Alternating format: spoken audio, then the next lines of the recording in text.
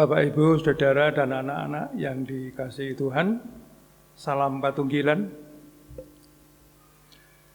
Ibadah kita kali ini merupakan ibadah persiapan perjamuan kudus pembangunan Gereja Kristen Jawi Wetan.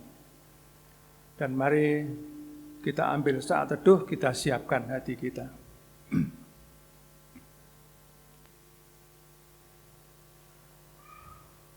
Ibadah kami kali ini kami lakukan hanya di dalam nama Allah Bapa, Allah Putra, dan Allah Roh Kudus. Salam sejahtera yang datang daripada Allah Bapa dan Tuhan Yesus Kristus menyertai kami senantiasa. Amin. Mari Bapak Ibu, saudara anak-anak yang dikasihi Tuhan, kita membuka Kidung Jemaat 464. Kita pujikan bait 1 dan bait yang ketiga.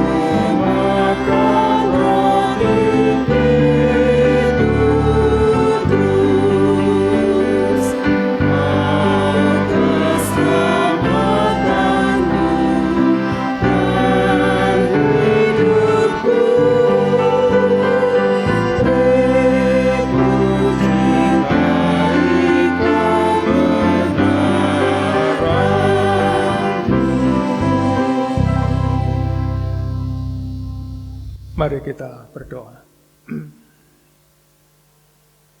Bapa yang Maha Kasih, yang kami kenal di dalam Tuhan kami Yesus Kristus, kami bersyukur Tuhan atas segala berkat, penyertaan, kekuatan, dan kesehatan anugerah-Mu,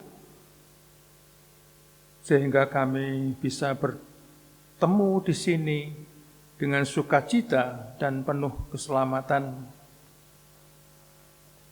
Dalam rangka kami akan mengikuti panggilan Tuhan di dalam meja perjamuan nanti. Perkenankan Tuhan kami mempersiapkan hati kami masing-masing, bahkan hidup kami seluruhnya,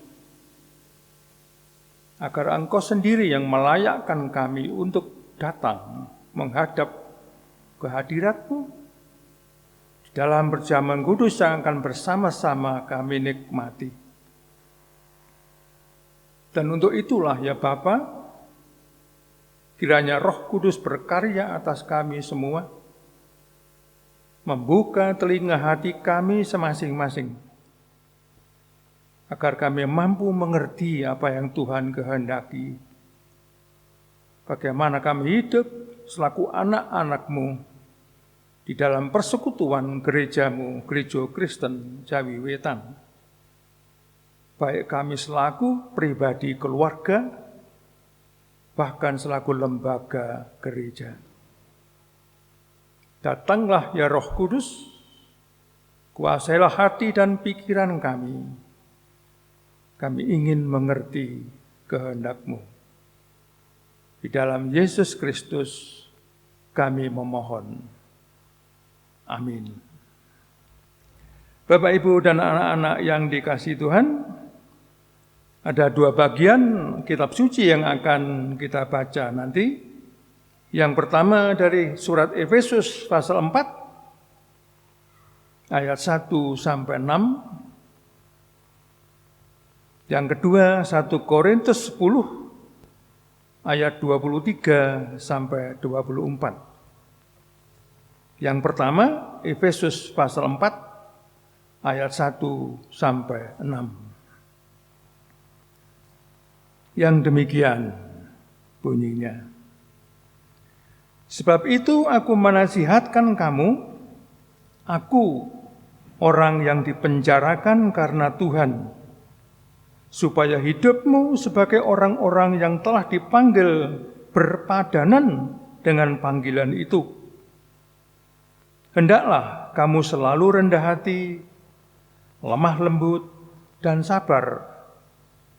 Tunjukkanlah kasihmu dalam hal saling membantu, dan berusahalah memelihara kesatuan roh oleh ikatan damai sejahtera, satu tubuh dan satu roh, sebagaimana kamu telah dipanggil kepada satu pengharapan yang terkandung dalam panggilanmu.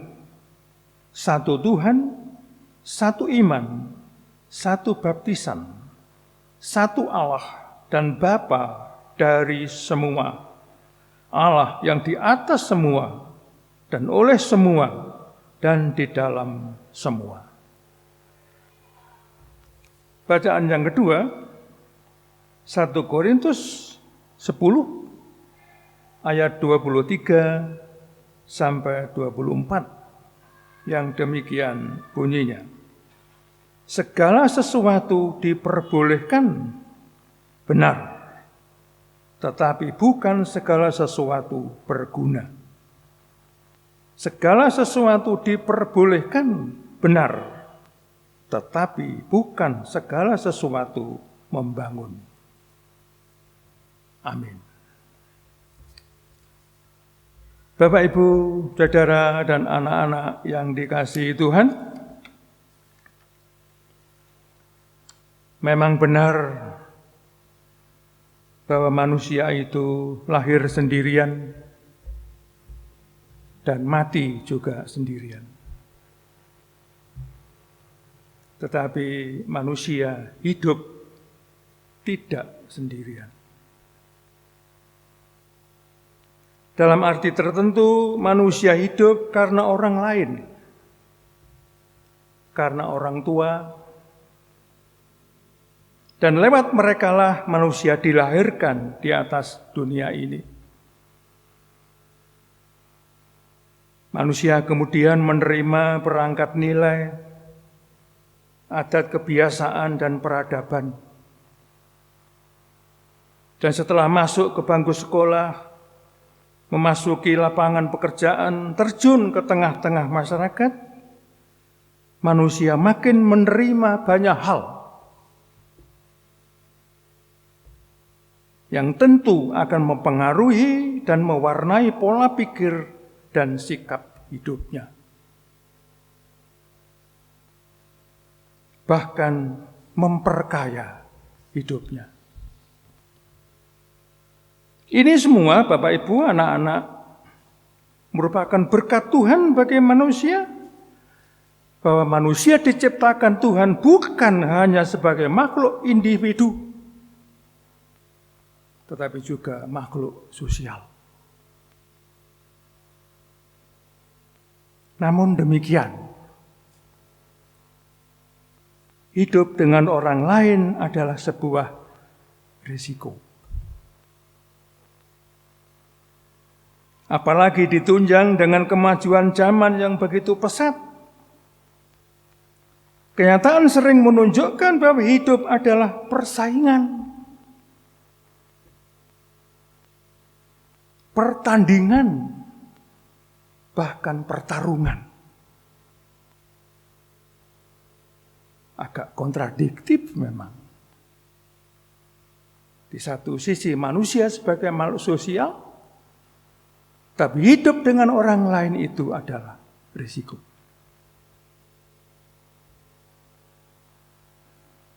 Orang terangsang bersaing untuk maju. Hal ini paling kentara dalam dunia ekonomi, perdagangan, apalagi politik. Mbah Somo, tetangga saya sebelah, meski sudah lanjut usia, masih bersemangat bersaing dan berkampanye kemana-mana supaya terpilih di parlemen. Dan dalam persaingan itu, orang lain mesti dilihat sebagai lawan yang harus dikalahkan. Orang harus belajar bersaing, lebih terkenal, lebih kaya, lebih kuat, lebih besar, dan lebih-lebih yang lain. Itulah dunia persaingan. Rasanya Bapak Ibu sekalian akan memprihatinkan sekali kalau pola hidup persaingan seperti tadi sampai menjalar ke dalam kehidupan berjemaat dan bergereja.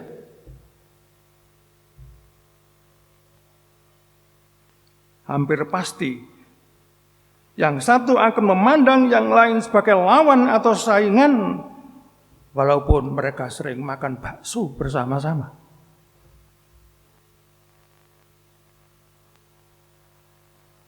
Dalam pola hidup persaingan seperti itu, saudara, anak-anak, orang lain tidak lagi dipahami sebagai subjek yang dapat berjalan maju bersama-sama dengan dia. Bukan.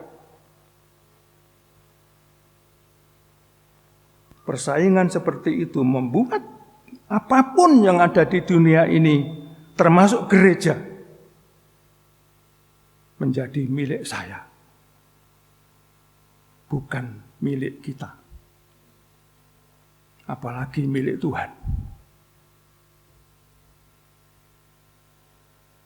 Milik pendeta, milik majelis. Tapi di sini tidak, tetap milik Tuhan.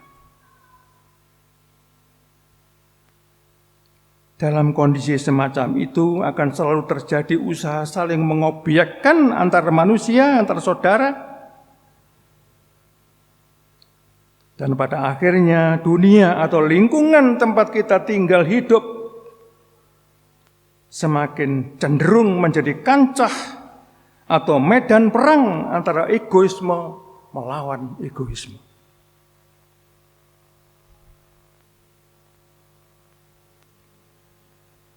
Bapak, Ibu, saudara, dan anak-anak milik Tuhan, menyadari akan situasi dan kondisi semacam ini, dalam hati muncul pertanyaan. Apakah hidup bersama dengan orang lain itu masih merupakan kebutuhan?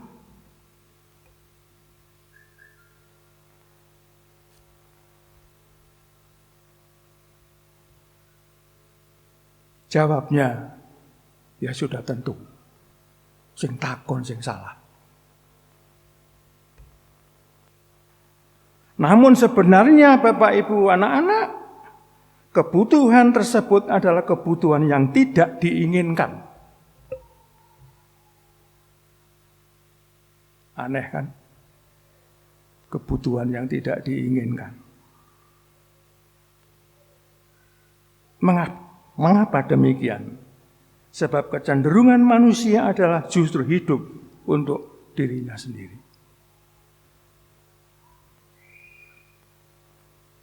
Sekedar contoh gampang. Kita paham akan dan yakin bahwa belajar itu adalah benar-benar suatu kebutuhan. Namun itu belum berarti bahwa orang menyenangi atau menginginkannya. Waktu saya sekolah, mungkin Bapak Ibu sekolah dulu, belajar itu kebutuhan. Tapi belum tentu kita menyenanginya. Ada kalanya atau bahkan orang sering merasakan betapa berat hati dan kaki melangkah ke tempat belajar atau menekuni buku-buku pelajaran. Orang sering memaksakan diri karena takut atau malu jika tidak lulus ujian. Bukan karena butuh. Takut izin nek gak lulus.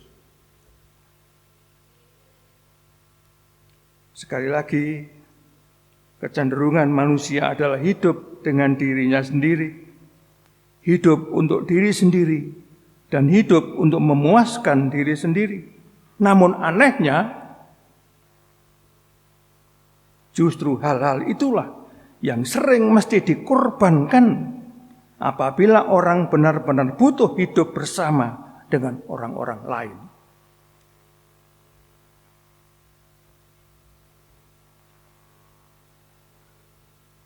Apabila ada yang menawarkan persatuan, saudara, patunggilan Kang Nyawiji,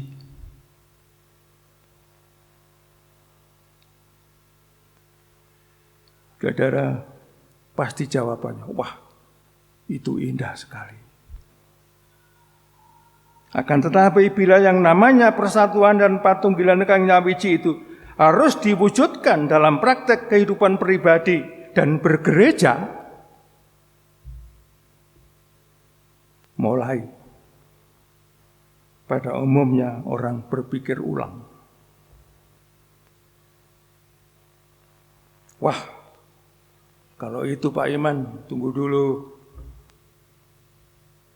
Apakah dengan itu kepentingan saya pribadi terjamin atau tidak? Apakah kepentingan kelompok saya terganggu atau tidak? 30%, saudara, dana persekutuan ke Majelis Agung. Wah, baik sekali. Ayo kita wujudkan. Wah, kebutuhan di jemaat Mesak Ekro, Bundeli, rapat sampai esok gak putus. Tapi bukan di sini. Saya tidak ngerasani siapa-siapa. Wong kenyataan yang ngono, sing dirasani opo.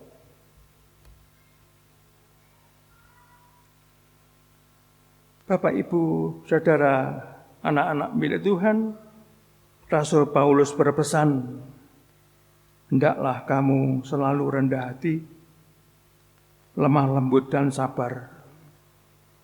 Tunjukkanlah kasihmu dalam hal saling membantu, dan berusahalah memelihara kesatuan roh oleh ikatan damai sejahtera. Inilah keempat ciri besar kehidupan Kristiani itu. Kerendahan hati, kelemah lembutan, kesabaran, dan kasih. Bila keempat-empatnya ini terwujud, di situ pasti ada damai. Rasul Paulus juga menasihati agar jemaat benar-benar memelihara kesatuan yang kudus itu. Sebab inilah yang akan menjadi ciri khas gereja atau jemaat yang sejati. Adapun damai dapat diartikan sebagai hubungan yang benar antara manusia dengan Tuhan, manusia dengan sesama dan sekitarnya. Dan hubungan yang benar atau kesatuan damai itu hanya dapat dipelihara dengan satu cara saja. Yakni apa? Masing-masing dari keempat ciri hidup Kristiani itu tergantung pada sikap penyangkalan diri. Selama diri sendiri masih menjadi pusat dari segala sesuatu, ciri kesatuan itu tidak akan pernah terwujud secara benar dan lengkap. Suatu masyarakat, bahkan gereja atau jemaat, yang terdiri dari manusia yang masing-masing mementingkan diri sendiri, hanya merupakan suatu gerombolan manusia yang tidak akan pernah tersatukan, penuh dengan sikap individualistis dan saling bermusuhan. Bapak, Ibu, saudara dan anak milik Tuhan, segala sesuatu diperbolehkan, benar. Tetapi bukan segala sesuatu berguna. Segala sesuatu diperbolehkan, benar. Tapi bukan segala sesuatu membangun.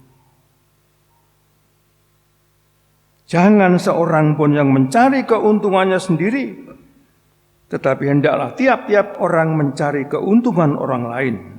1 Korintus 10 ayat 23 dan 24. Mengorbankan kepentingan diri sendiri, Bapak, Ibu, anak-anak, memang tidak mengenakkan dan sungguh menyakitkan. Tapi itu adalah syarat utama bagi siapapun yang benar-benar membutuhkan dan menyenangi hidup persekutuan. Haleluya. Amin. Mari kita ambil saat teduh.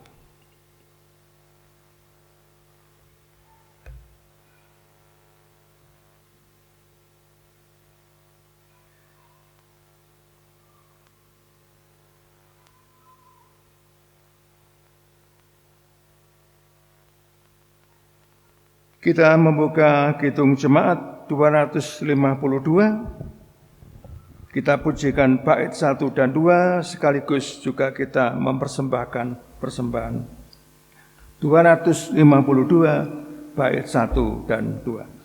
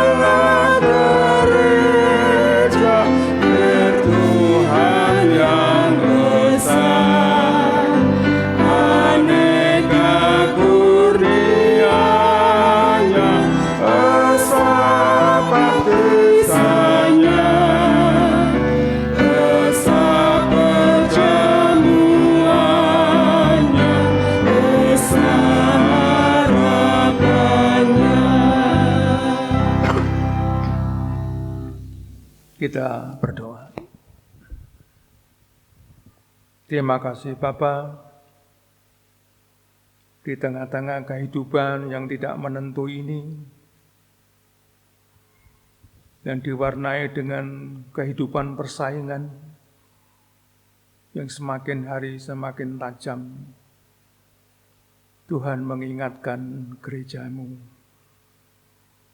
Tuhan mengingatkan keluarga-keluarga kami dan juga kami pribadi, agar kami tetap memperkuat kehidupan persekutuan kami dengan Tuhan dan dengan saudara-saudara kami seiman, bahkan saudara-saudara kami sesama manusia. Biarlah melalui kehidupan gereja-Mu selaku lembaga, gereja-Mu selaku keluarga, gereja-Mu selaku pribadi, mampu hadir,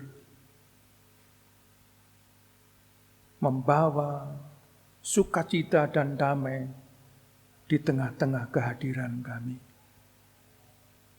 Sehingga melalui kehadiran kami orang mengenal bahwa Yesus Kristus adalah pemersatu gereja. Yesus Kristus adalah pemersatu manusia. Seberapa jauh keterbatasan kami Tuhan di dalam kami memberlakukan firman-Mu, Tuhan jangan bosan-bosan untuk selalu membimbing dan mengingatkan kami. Baik kami selaku pejabat gereja, kami selaku warga gereja, dan kami selaku pribadi. Kehadiran kami benar-benar wujud dari kasih sayang-Mu kepada sesama kami manusia. Bapa di surga, di tengah-tengah ibadah ini, kami juga ingin mempersembahkan persembahan yang telah kami siapkan masing-masing. Muliakanlah Tuhan nama-Mu melalui persembahan yang mampu kami haturkan dan segala kegiatan yang mampu kami lakukan. Sertailah saudara-saudara kami yang dalam kesakitan, sertailah saudara-saudara kami yang dalam pergumulan. Berilah terang bagi saudara-saudara kami yang ada di dalam kegelapan. Dan panggillah saudara kami yang menjauhkan diri dari persekutuan kami ini.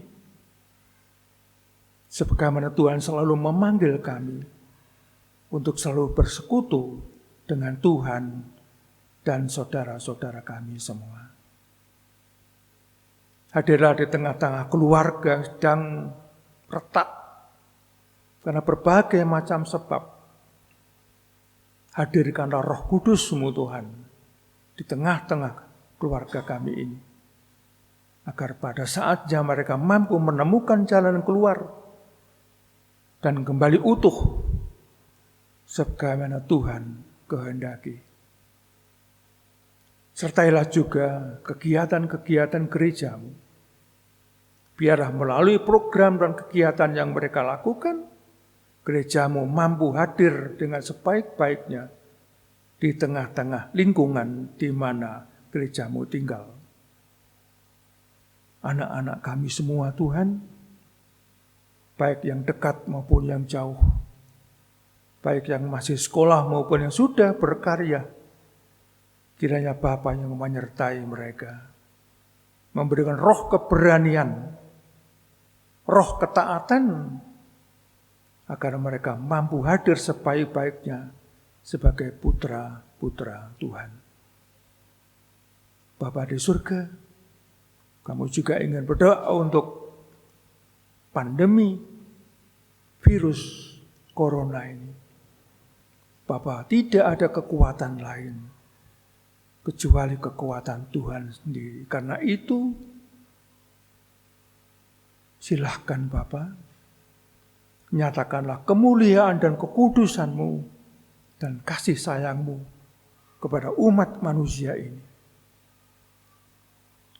Kiranya Tuhan meredakan pandemi ini dengan kekuatan dan kasih sayang Tuhan sendiri. Bapa di surga, banyak hal yang ingin kami pohon, namun Bapa tahu apa yang terbaik bagi kami. Karena Bapa bekerja dalam segala sesuatu untuk mendatangkan kebaikan bagi setiap orang yang mengasihi Tuhan. Dengarkan doa kami Tuhan dan kuduskanlah. Karena semua kami mohon hanya di dalam nama Yesus Kristus. Amin. Mari Bapak Ibu dan saudara sekalian, kita memuji Kidung Jemaat 249 bait 1 dan 2.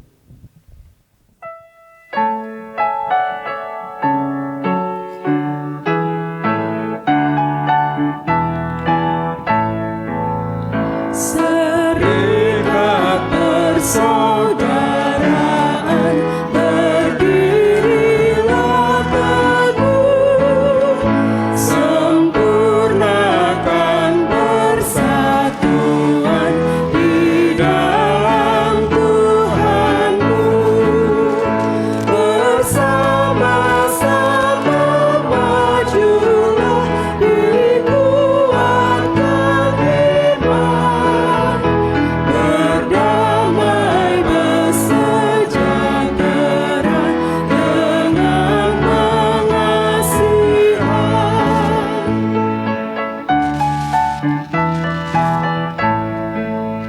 serikatmu tetap teguh di atas alasan, yaitu satu Tuhanmu dan satulah iman, dan satu juga baptisan, dan Bapa satulah, yang olehmu sekalian dipuji disembah.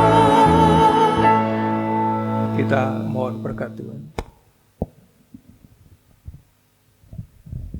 Kasih karunia dan damai sejahtera, anugerah Allah Bapa dan Tuhan Yesus Kristus, serta kuat kuasa Allah Roh Kudus, menyertai kami senantiasa. Amin.